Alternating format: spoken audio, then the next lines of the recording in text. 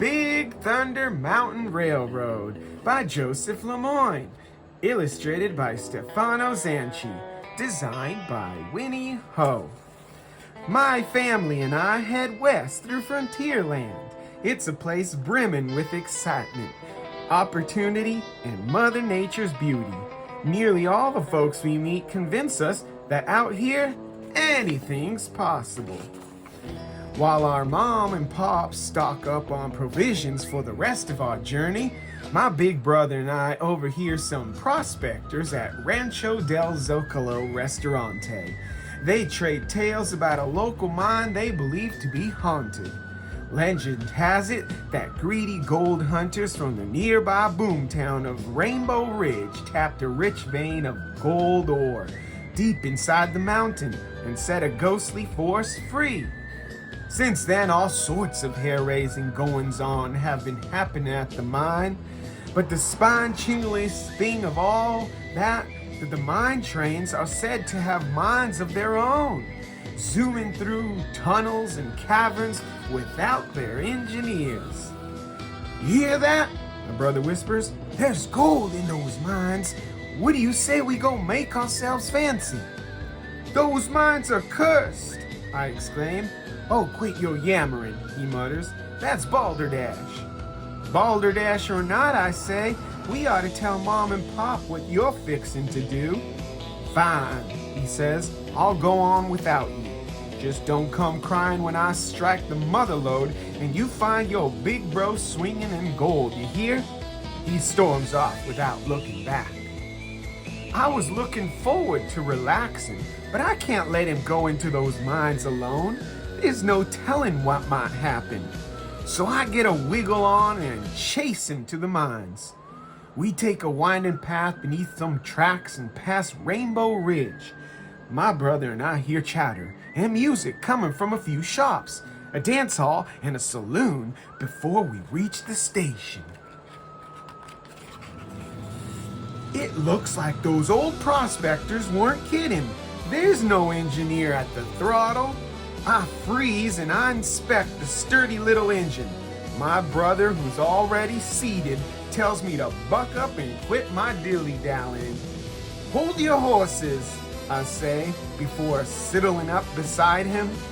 The voice of an old miner blares from the PA system. Hang on to them hats and glasses, 'cause this here is the wildest ride in the wilderness. My brother hollers, giddy up.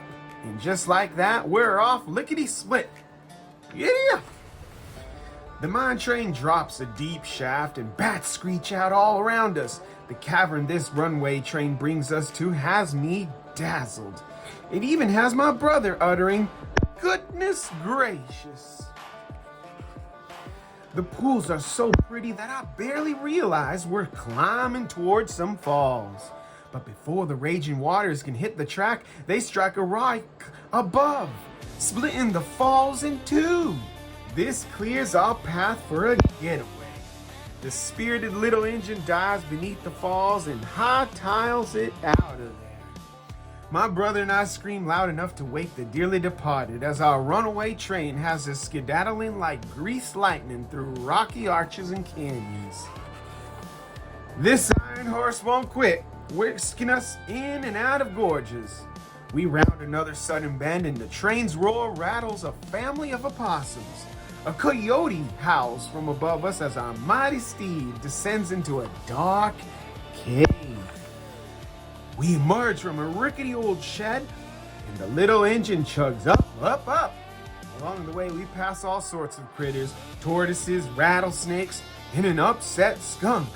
At the top, we take a quick look to see the surrounding terrain. The view darn near knocks the wind out of me. What in tarnation? My brother asks. I turn to see something that gives us both pause. A goat snacking on a stick of dynamite. That's one fiery Frankfurter. Plunging from the summit, the mine train barrels once again through the canyon. We're bolting as fast as falcons, diving for ground squirrels.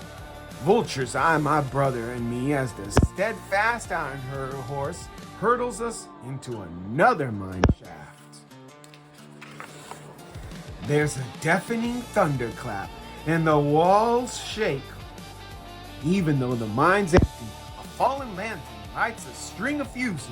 Sparks sizzle and snake along the wall beside us as we rise toward a huge cache of dynamite above the track.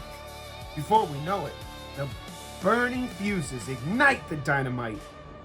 A powerful boom launches us out of the collapsing mine shaft. My brother and I make it out by the skin of our teeth. We splash through a pond past a whole rack of dinosaur ribs. When we return to the station, my brother looks guilt-ridden. Forgive me, little brother, I never meant to do you so wrong. Frankly, I say, that was nothing short of splendiferous. It's been a spell since we've had ourselves a time like that. You know, you're grittier than you look, he tells me. Nah, I say, giving the engine a pat. It's all thanks to this sturdy little iron horse. It saved our bacon and steered us true. The locomotive whistles in return. My brother throws an arm around me and asks, so what do we do now? I shoot him a smirk. Horse feathers, he tells me. You can't be serious. Before we know it, Mom and Pop join us on the wildest ride in the wilderness. There's nothing more golden in times like these. Disney Jungle Cruise by Brooke Vitale. Illustrated by Paul Conrad and the Disney Storybook art team. Designed by Winnie Ho. I turn around at the honk of a horn and I see a large boat headed our way. This is it, the Jungle Cruise. Albert the skipper announces, we begin our tour in the Amazon. We leave the dock. If you wonder how many birds can fit on the branch, it appears 2 can, he says. I turn away in time to see a giant python hiss and lunge for Mom. Ooh, it looks like that guy has a crush on you, huh? Albert says. Suddenly, water splashes up from the river. Watch out, Albert exclaims. Man-eating piranha, women and children. Don't worry, they're only man-eating. We leave the piranhas behind. Now please, Albert says, if you're wearing yellow, don't make any noises like a banana. It drives him ape. My camp's just up ahead, Albert explains. Oh boy, a band of gorillas is destroying the camp. Guys, I told you to break camp, not everything I own, Albert shouts toward the shore. The boat pulls up next to a giant African bull elephant. Their great tusks make it easier for them to forage for food and to terrify our Jungle Cruise skippers, Albert says. We move down the river. Knock, knock, Albert says. Who's there? Safari. Safari who? Safari so good. Across the river, a rhino chases a group of explorers up a tree. Rule number 1 of the jungle. You can't outrun a rhino, Albert says. Don't worry, those guys will get the point. We look ahead again and see huge hippos rising out of the water. We are now turning into a pool of dangerous hippos, Albert says. Last week they overturned 6 of our boats. Only 5 of them were mine. As we slow down, Albert steers us under a waterfall. There it is, ladies and gentlemen, the 8th wonder of the world, the backside of water. Don't try this at home. Nearby, I see something that looks like an ancient temple. What could be inside these mysterious ruins? Albert asks us. Valuable riches? Eternal youth? My last crew? Let's find out. As the boat floats into the ruins, we hear a loud grrr. Right then, Albert says. Let us proceed, shall we? Tigers are hard to spot. After all, they're striped. The boat emerges from the temple. Ah, look at those elephants bathing over there, Albert says. Duck, duck, Mom shouts. No, ma'am, elephants, not ducks, replies Albert. Finally, the boat reaches the dock.